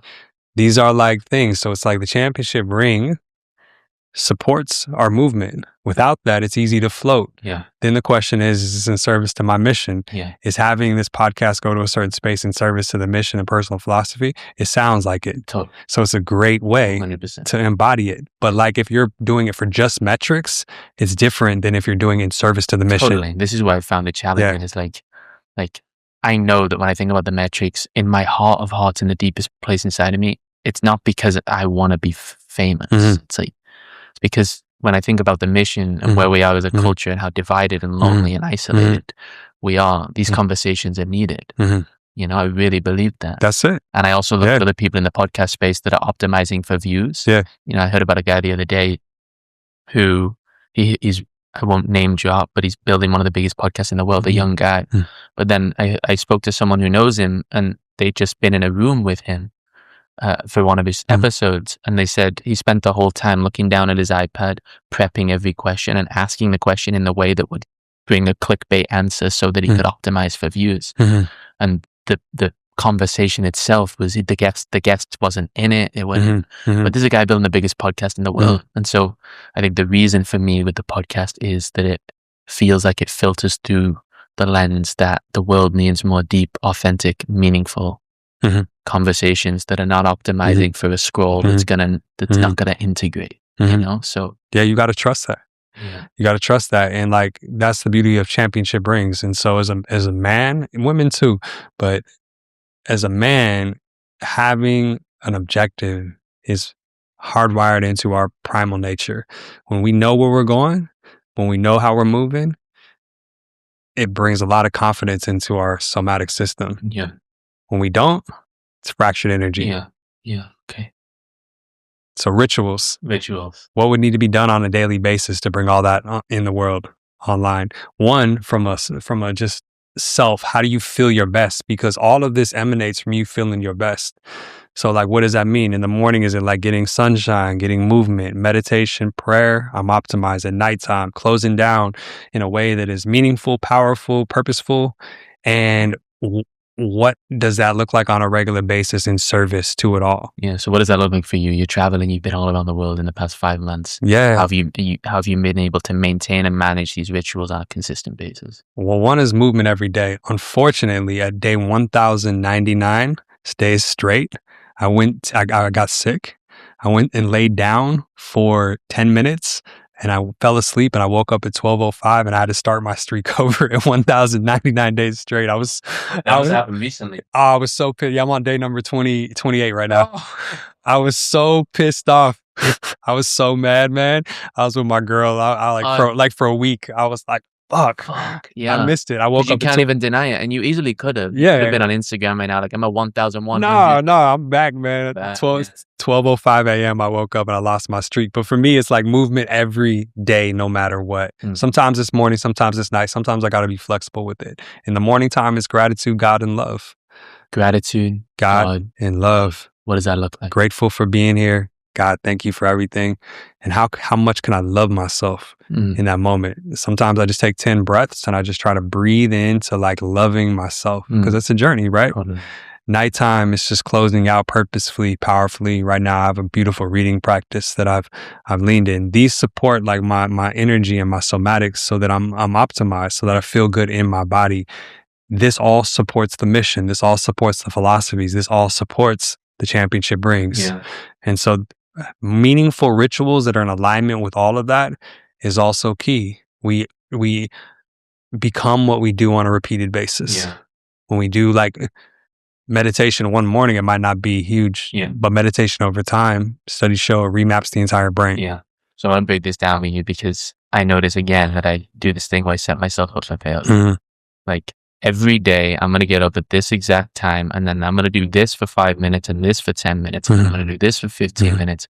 But some days it just doesn't happen like that, you know? The commitments come up, or I get inspired at 9 p.m. and then, you know, like something comes through me.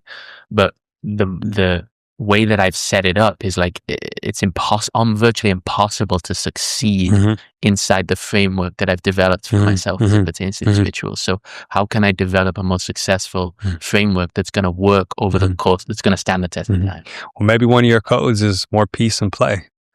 Well, if your rituals are not reinforcing peace and play and they're instead reinforcing rigidity, you got to change it. It's just as simple. Yeah. So it's about, it's a beautiful opportunity to like pressure test what works and what doesn't work. That's so good. Yeah, one of my codes is peace and play, but what I've been living within is too much. So there's incongruency. Yeah. And so again, this is why it's important to just like really get clear. Yeah. Like it's all there. The data's there.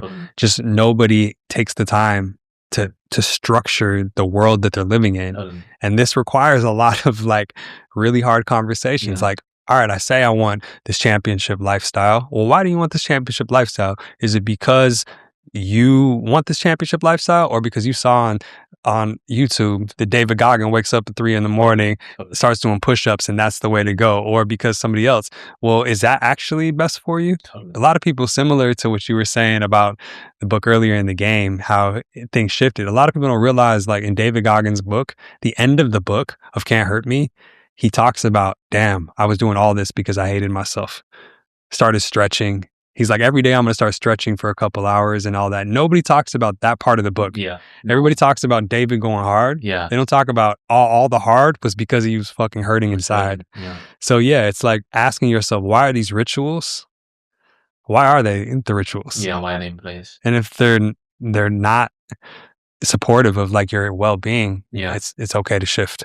One of the things I was really inspired by Timmy, who he went on Warrior 7. So last time I saw Timmy, he'd just come back from India, and I joined him for one of his morning practices. And I kid you not, it was a 2.5 hour meditation, love fucking journey on the beach in Yogananda's thing at Swami's beach. Dope. Amazing. And I think we started at 8 a.m, went till probably 10:30, 11. And he said, I do this every day. I'm doing this every day right now. 2.5 hour practice. He said, then I work for a few hours. Then in the evening, go to the gym, see friends, do it again. And I was so inspired by that because we live in a culture, especially in the world of that preaches to ambitious young men that if you're not up at 5 a.m., working by 8, working till 16-hour days, which is impossible if you start at 8, you're failing. That's it. So how do you relate to that sort of world? And what would you say to a young man who's coming up in that space, who wants to make something of himself in the world, but is trying to navigate the dance and the balance between peace and play and joy and nurturing his spirit so that he can show up? Yeah. I mean, we have to understand like the roots of the system that we have been brought up in, and the system that we have been brought up in has been designed to condition humans to move like Pavlovian dogs. At the ring of a bell, stand in line. At the ring of a bell, go to class. 9 to 5. School trains us to be 9 to 5 cog workers. And so if you're going to play that game, you're playing a game that is oftentimes run by individuals who care more about bottom lines rather than one's own purpose coming online. And it's important just to understand the framework we're living in first. Once you understand the framework, you can begin to shift it and begin to change it. People ask me all the time, like, what do you do when you're not working? And I say, well, that's the thing. I don't work. I purpose, and it's 24/7. My purpose is 24/7. I'm always in it. It's and never even inside the codes. Then that's when you're playing. That's purpose too. Yeah, like purpose. All the time. So when a person knows their mission, it reorients. You go to work in a 9 to 5 and you don't know your mission, you're floating in their mission. When you do know your mission, all of a sudden you're like, all right, I'm here at this job right now, but I'm going to use whatever I can to funnel it towards my mission. How do I have the conversations? Like when I was working at the Wynn Hotel for 3 years as a spa attendant, I was just taking care of all these like naked rich dudes, giving them like pineapple juice and towels and taking them to their spa appointments. I hated it and I loved it at the same time. And every person that would come through there, I would be like, so, hey, what's your favorite book you've ever read? And they're like, oh man, that's an interesting question. These are just rich dudes coming to this spa. They would give me the book or they would say the book. I would that night go to Barnes and Nobles. I would stay up almost all night and try to read it because a lot of these guys would come in for like 3 to 5 days. I would come back the next day and be like, hey, yo, I read the book yesterday that you told me. What do you think about this? They'd be like, are you serious? And then they would start mentoring me. So it was like I had a mission beyond where I was, and I had to maximize the moment of time in that mission for it to like help me step into a deeper level of myself, deeper level of greatness. So it's like for those who are like stuck in the 9 to 5, it's like, again, figure out the mission. Maybe the mission right now, if you're just starting out, is deep exploration. People used to tell me when I was at the Wynn Hotel, they were like, bro, every day all you did is had your book. I had like my bifocals on and like my book. They were like, you were the biggest nerd. Be the biggest nerd while you're in it. But that message is be the biggest nerd. Be the biggest nerd when you're in inside the mission. Inside the mission. Like I'm a fucking nerd for belonging. There you go. I'm staying there. Get yourself like a little bow tie and like some glasses. Some belonging man. You know what I mean? Big old B. Belonging. Like Timmy. Like Timmy is like fully dreaming. He's like dream sauce. Bandana. That's it. That's it. Be a nerd for your mission. That's it. That's it. Yeah. I love that.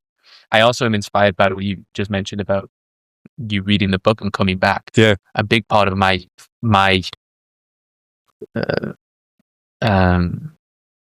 work at the moment and one of the pillars that I'm solidifying, I share this with you in our coaching session, is re-solidifying solid mentorship in my life.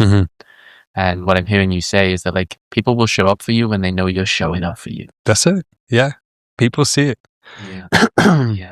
There's nothing more beautiful than like a young man doing the work.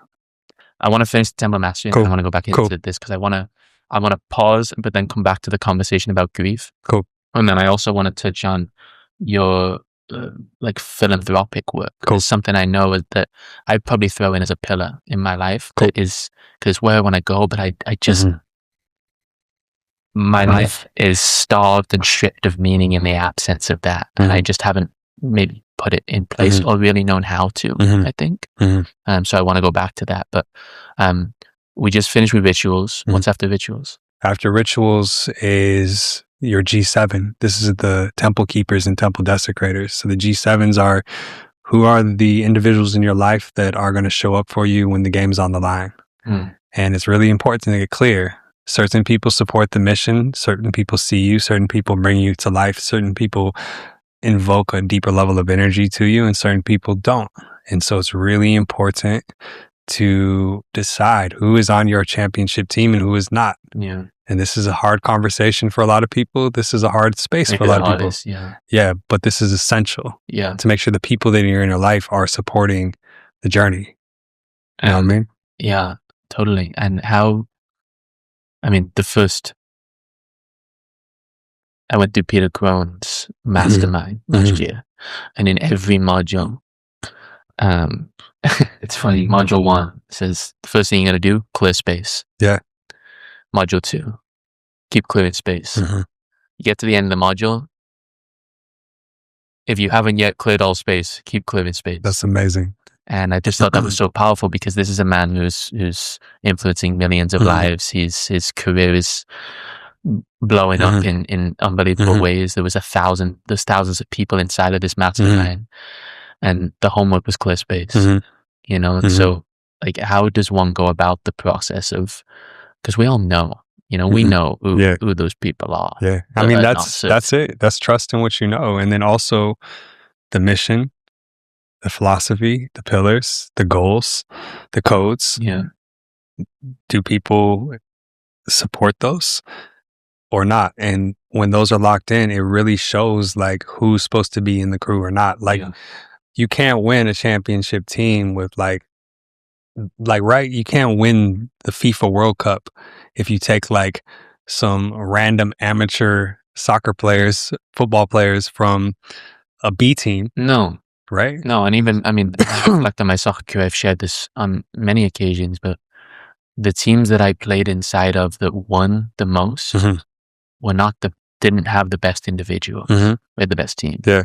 And I also played in teams that, I went to college and we were the number 7 man class in the country. It was like number 15 in the whole country player. And then I went and signed my first pro contract, and on paper, the team I was playing in was filled with like youth world beaters at that level. And we didn't win anything. Yeah. So it's like, who's on your team? It's not always about having the most talented team. It's about having the most aligned team. Yeah. Sometimes mentors are good. Sometimes mentors are just not. Yeah. I heard that. I know you share a lot about Kobe, and I've listened to Kobe a lot, but just the way he made everyone else better. And the story talks about, I think it was Phil Jackson, where he said, Kobe, Shaq's back, you gotta score less points so that Shaq can be. I just think that's so profound. It's like, oh, you gotta now dial it back a little bit so Shaq can come up, because if we're gonna win the championship, we need Shaq. Yeah. It's like, whoa. Yeah, so like creating that piece of the puzzle is a game changer, and it has to be there because we can't do it alone. So might as well build the world championship team around you. And at this juncture, I got so many G's around me because also I hold them to a standard. So we attract what we are. Sometimes, and the key is to remember, sometimes we need mentors. Sometimes we need pupils. Sometimes we need brothers in arms. Sometimes our spiritual mentors aren't even alive. Muhammad Ali is one of my most greatest mentors ever. Like, that spirit is with me. Bruce Lee is one of my greatest mentors ever. So I want to read his book. Yeah. So it's Artist of Life, I think. Yeah. So bringing all that into the G7 changes the texture. I think we, especially as young people coming into this world, we need to learn how to piss each other off. Yeah, of course. That's all right.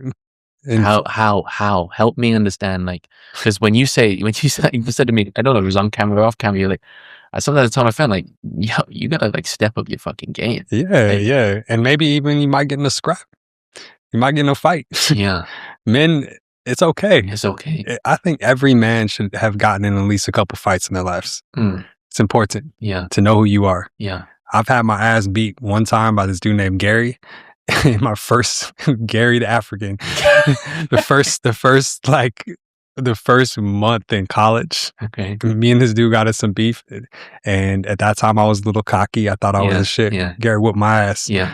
I learned something. I've also had to fight, and I've whooped his ass. Oh, totally. And the thing is like a lot of times people are afraid of confrontation, but like you don't really know yourself until you learn confrontation. And a lot of people don't know confrontation. And so instead of that, they just internalize, or they become liars, or they mangle the truth. There's nothing better than having a beautiful conversation that is hard. On the other side of it, there's always... And oftentimes it's masked in...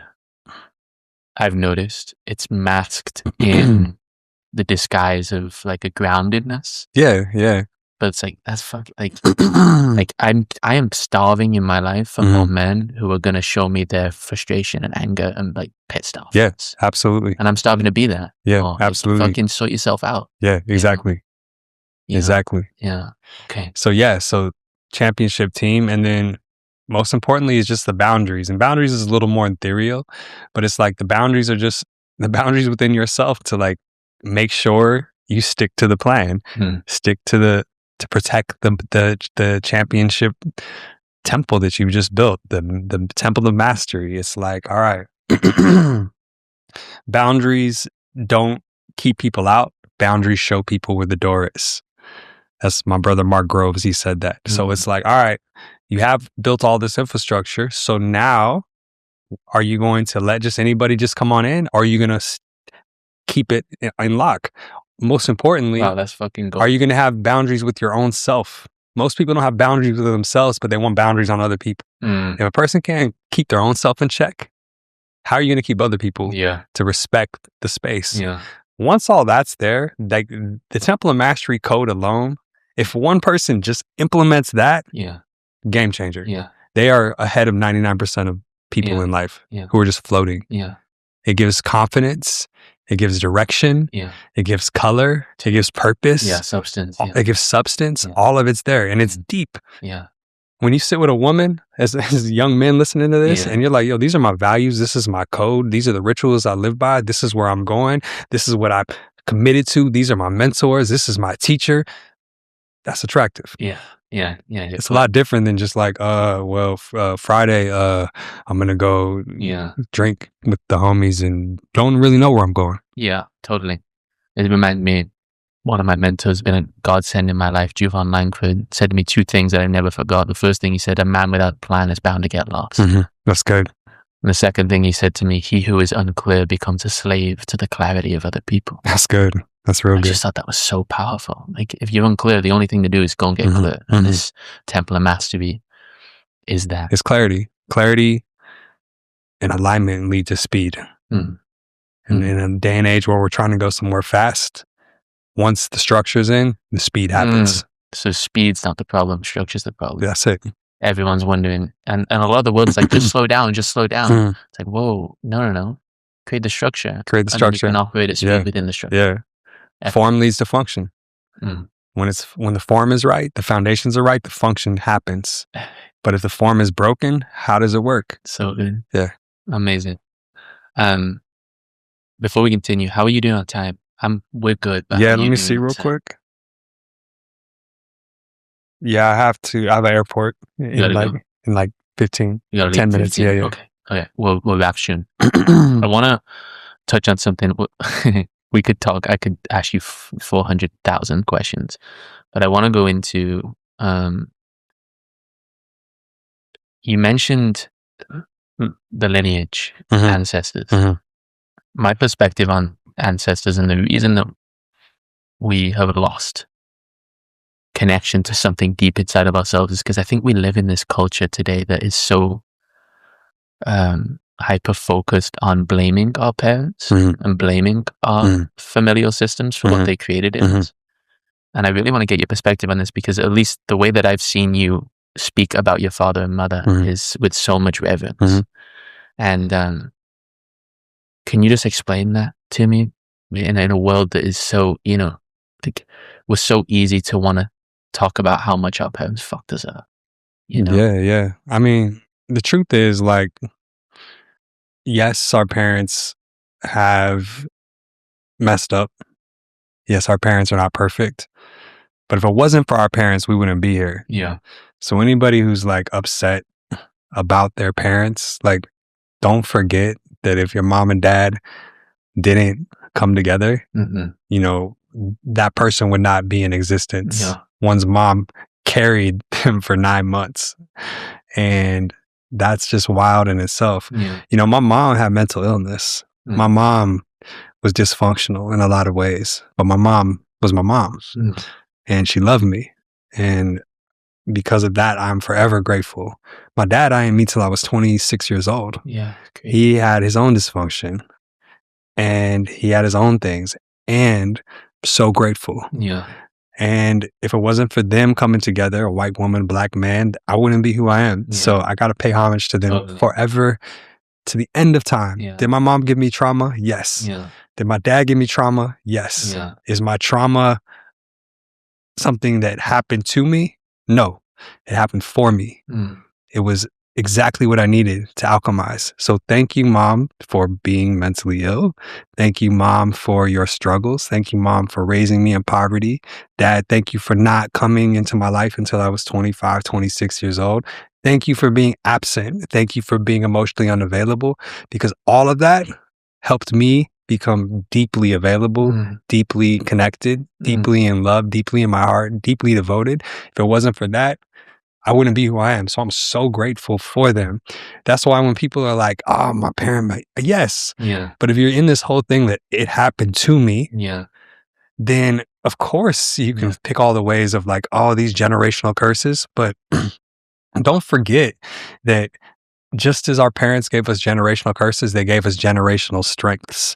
And like, we got to like honor that too. Totally. And that's it. So yeah, my mom and dad, like, so much homage to them for being imperfectly human. Amen. You know? Yeah, big time. It's a big question that I've been asking in my life, you know, because I just see that placed throughout the world today. Everyone's talking about, I mean, I've purged a lot of my anger through this song. You ever listen to Russ? Yeah.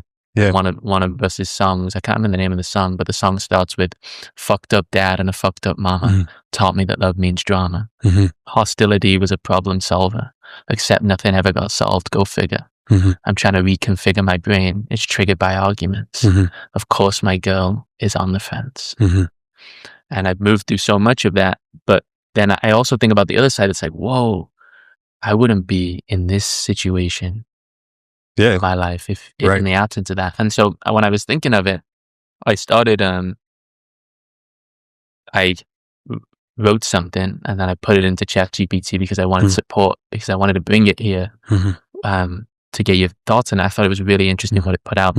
It called it The Age of Ancestral Amnesia. It says, we are living in a time where it has become fashionable to blame our parents, to dissect them, to diagnose them, to explain ourselves through their failures. And sometimes that analysis is necessary. But here's the dilemma. We have learned how to critique our elders without learning how to honor them.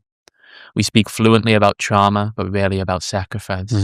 We analyze their emotional limitations from the comfort of vocabulary they never had access to. Many of our fathers were not taught to feel, they were taught to endure. Many of our mothers were not taught to process, they were taught to survive. And survival built the ground we stand on. Reverence does not mean blindness. It does not excuse harm. It means remembering context. It means acknowledging that progress without gratitude becomes arrogance. You are not self-made. You're inherited. Inherited resilience, inherited endurance, inherited imperfect love. And one day, you will be the imperfect elder. And the next generation will see your blind spots clearly. The question is, will they also remember what you built?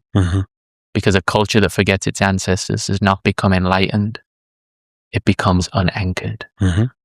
That's it. That's it. And so it's important to honor the elders. And in a culture that is always trying to turn back the hands of time, and instead of honoring our elders and putting them on altars of community, we stick them in retirement homes. Nobody wants to get old. Everybody wants to discard our elders. And going back to the pillars of the 5 levels of being human, the ancestors. So my mom and dad are now my ancestors. And thank you for exactly what I've been given. And that's the difference between being a victim and a victor. A victim is blaming all of their outside circumstances on where they're at. I can't stand victims, bro. It's one of the things I just do not have time for. A victor is somebody who says, you know what? Yes, this happened to me. Yes, it was painful. Yes, it hurt me. And I'm going to choose Man's Search for Meaning, Viktor Frankl. I'm in this concentration camp. Let me find the meaning in this. Yeah. There's a huge difference. I just personally don't got time to deal with anybody who doesn't see the power in meaning. That's why gratitude is so important. No matter how bad it is, be grateful. I got some people in my life that are so blessed and so miserable, always finding something to complain about. Those are the people you cannot be in my circle. But then there's the people that find the beauty in the smallest things, and that's the beauty of it all. Yes, our parents, like, it's about honesty, right? It's like, yes, our parents hurt us, and yes, they gave us gifts. And that's that poem you just read is powerful. You should frame that. It speaks to even the way that I want to begin to look at and through my own parents and familial systems differently. Right. You know, because I think sometimes I have a tendency to look at them through that flawed lens. And as they say, that, like, that's a boomerang, you know, what you look at is looking back at you. Are they alive? They're alive, both of them. Let me tell you, bro, it's one thing. When your parents pass, you're going to be changed forever. And if you have the opportunity to, like, call them, bro, I would give up everything to have one more conversation with my mom. To be able to call your mom, to be able to call your dad, to hear them bicker and go through their things that annoy you, bro, it's a blessing. Because one day it's gone. I remember when I was looking at my mom's body in the morgue, fucked me up. When I looked at my dad's body at the morgue, fucked me up, and they never come back. So it's like, everybody who's complaining, if you got your parents alive still, lean in and do the work and have the conversations that you need to have. And if you're hurt, be like, Dad, I'm hurt. Mom, I'm hurt. Let's explore this. But don't, like, waste the opportunity, because eventually, and this is a fact, if you live long enough, you're gonna be there when your parents take their last breath. And so if you have that opportunity now, like, don't let your ego hijack the moment of being with them.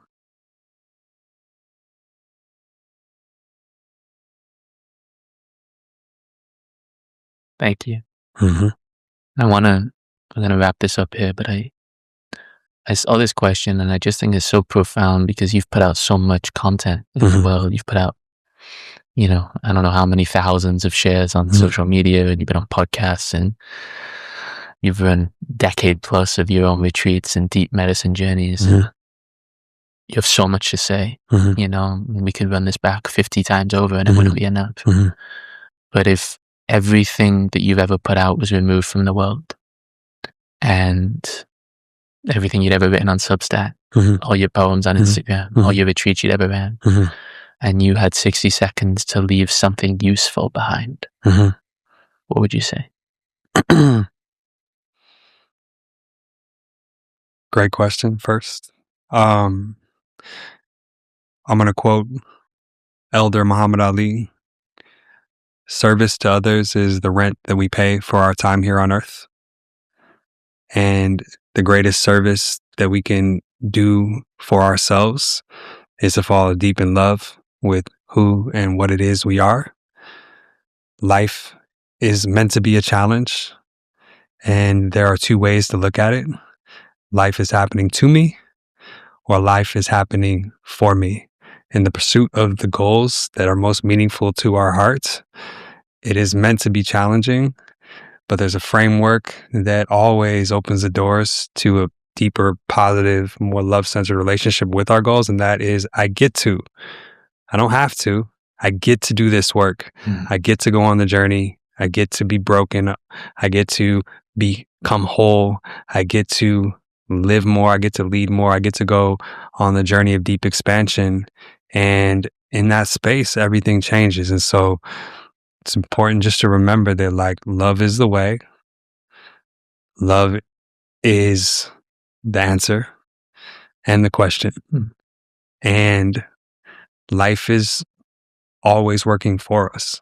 It's always on time, and it gives us exactly what we need. Not always what we want, but it gives us exactly what we need.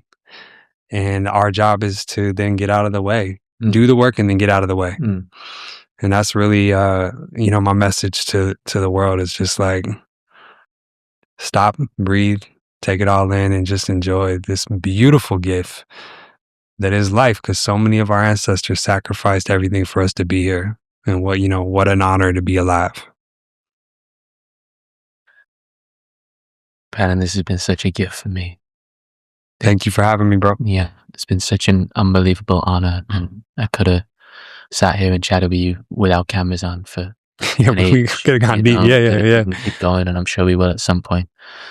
Just to close this out for the people who are listening, who want to dive deeper into you and your work and what you got coming up, where can people find you on, and what's on the calendar for you? Yeah, so this year is a year of deep art, and so there's a lot more spaciousness. I'm very technologically illiterate. I like to be in the garden, and pretty much the only way you can get a hold of me is through Instagram. That's like my medium, and Substack. My team has been telling me to get a website forever. I've never had a website, and I don't really market any courses because I just trust that whatever's supposed to be will be. So tap in, and for those that are listening, just remember that the world is a better place because you are you. Nobody is you. That is your power. Don't forget that. And if you're listening to this and inspired by what Branden has said, I mean, his poems alone have touched me in unimaginable ways and reached into layers beyond my mind and led to choices that have quite literally shifted the direction of my life. So yeah, don't take it lightly when he says, go check out Instagram. I know a lot of people say that, and it's like, okay, like, go there. Respect. Thank you. Yeah. Game recognizes game, as you say. Game recognizes game. I'm grateful for you. Boom.